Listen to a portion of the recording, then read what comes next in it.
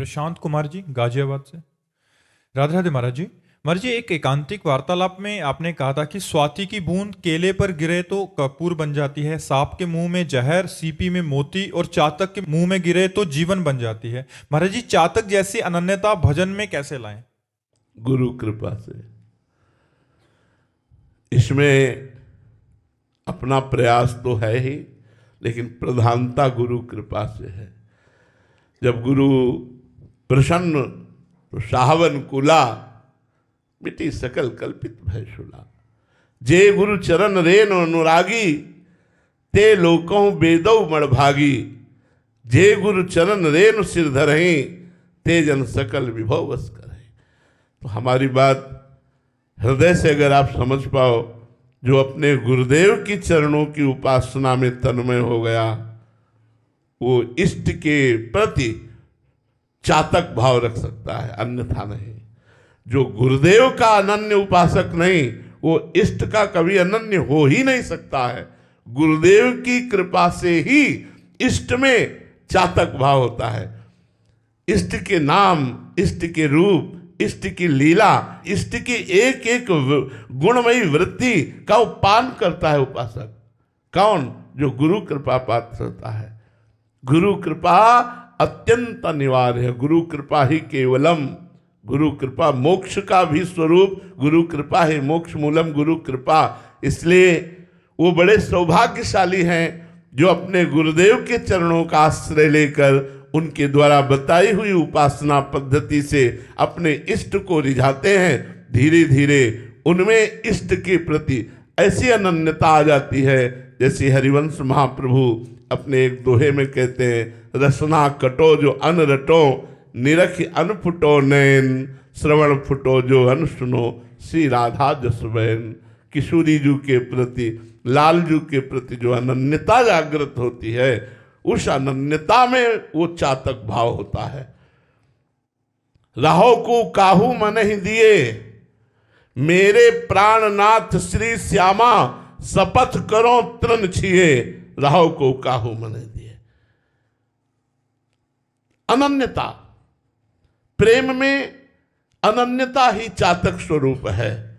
एक बार पूज्य भाई जी से हनुमान प्रसाद पोद्दार जी महाराज ने लीला का वर्णन किया, अनन्यता चातक स्वरूप का, कि गोपी जनों के बीच में भगवान रास रासेश्वर और स्वामिनी जो विराजमान है, तो प्रेम में अधिक बातें जबान से नहीं होती, नेत्रों से हुआ करते हैं। प्रेमियों की अधिक बातें नेत्रों से होती हैं। जो उच्च कोटि का प्रेम होता है वो नेत्रों से बात करते हैं। तो प्यारी जू और प्यारे जू के नेत्रों ने बात की, एकांत में बैठकर कोई रसमयी चर्चा की, इशारा हो गया बातचीत में। सब खोए हुए थे, इतने में ठाकुर जी अंतर्ध्यान हो गए। ये ब्रज लीला की अंतर्गत की बात है।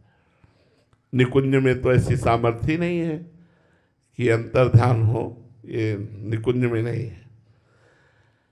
अब गोपीजन खोज करने लगी लालजू की, क्योंकि पहले से उनको पता है कि थोड़ी सी भी त्रुटि हो जाने पर ये मान धारण करके अंतर्धान हो जाते हैं। क्या हो गया हमसे, कोई त्रुटि हो गई क्या?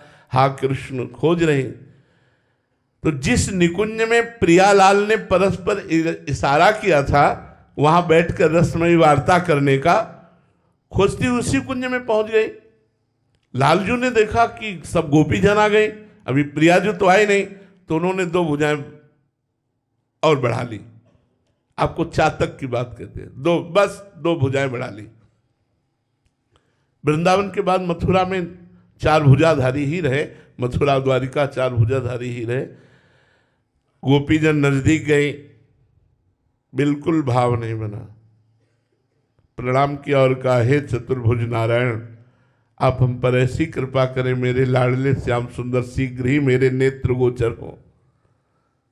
वही श्याम सुंदर केवल दो भुजा बढ़ा ली तो गोपी जनों का प्रेम गुप्त हो गया और कहा, हे नारायण, हे हरि, आप कृपा करो और मेरे लाडले श्याम सुंदर मेरे नेत्र गोचर हो, और चली गई। भगवान ने देखा कि कितनी अनन्यता है, केवल 2 भुजा बढ़ा लिया तो इनके अंदर का प्रेम गुप्त हो गया। और जब प्रिया जी उस कुंज में जे ही चरण पधराए तो लालजू ने सोचा 2 भुजा उनको भी दिखाए चतुर्भुज रूप, लेकिन उनकी 2 भुजा अपने आप अंतर ध्यान हो गई, दुर्ज मुरली मनोहर के रूप में ही विराजमान। चातक की तरह अनन्यता, जैसे गोस्वामी तुलसीदास जी कहते हैं, बने तो रघुवर ते बने, बिगड़े तो भरपूर, तुलसी और अंते बने, ताबन बेपे दूर।